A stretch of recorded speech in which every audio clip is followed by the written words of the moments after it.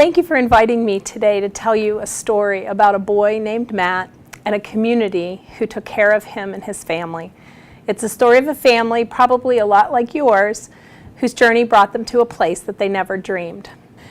It's been my privilege to be a part of an exciting project called Reimagining Our Libraries. This project is appropriately called Dare to Dream, because that is what our gift to the Mount Lebanon School District elementary schools in memory of our precious son Matt will encourage others to do, to dream big.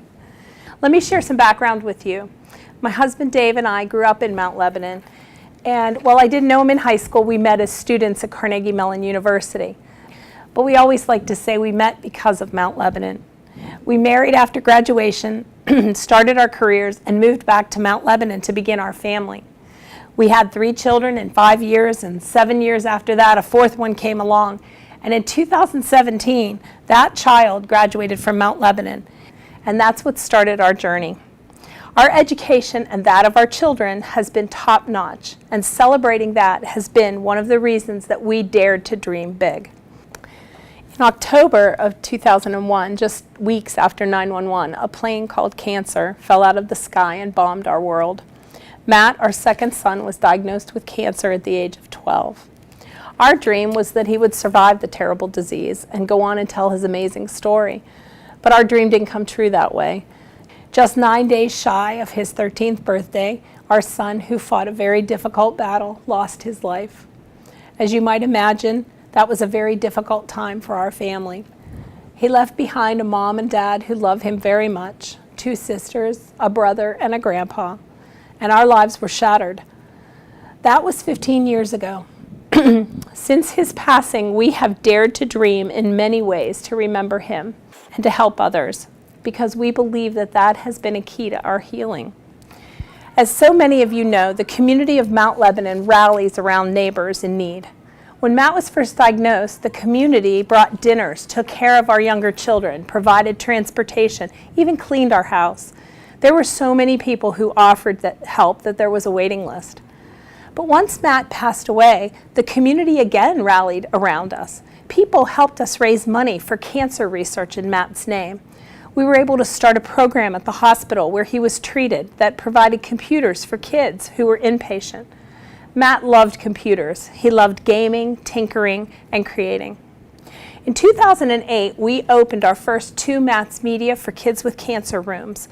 These rooms provide a place where tweens touched by cancer can hang out and play video games, watch movies, and just be tweens.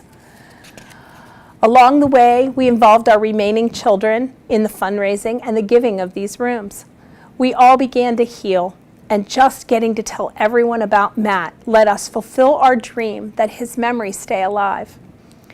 In 2010, when our youngest child was in 5th grade, she was the last Conover to graduate from the Foster Elementary School.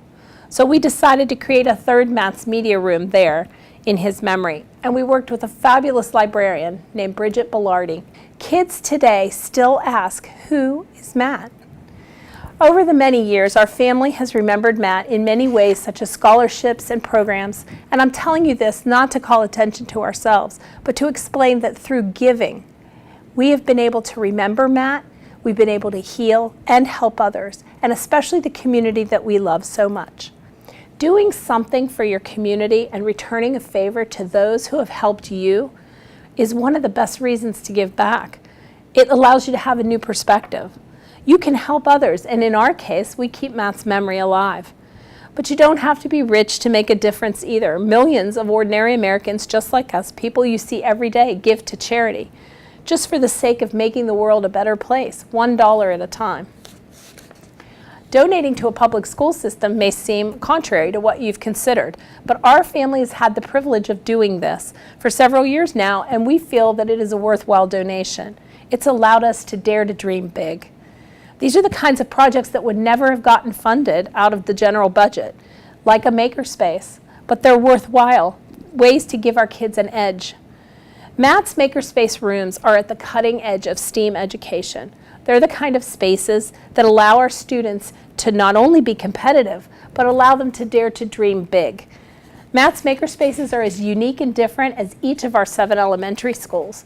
Each school took the gift and did what they wanted with it in their own unique way, creating these unique spaces.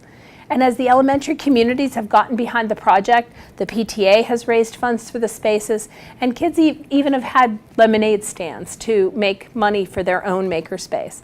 We believe they're real community resources and a true success. The exciting part of Matt's Makerspace is that we'll be opening 3 new makerspaces this year, and that we've become our own 501c3. We could have never dared to dream this big, but we know that Matt's behind this and the community is behind us. So the dream isn't what we once hoped for, but today it's a dream that we have been able to give a gift to our schools, and we encourage everyone around us to dare to dream big like we did and give back. You'll be glad you did.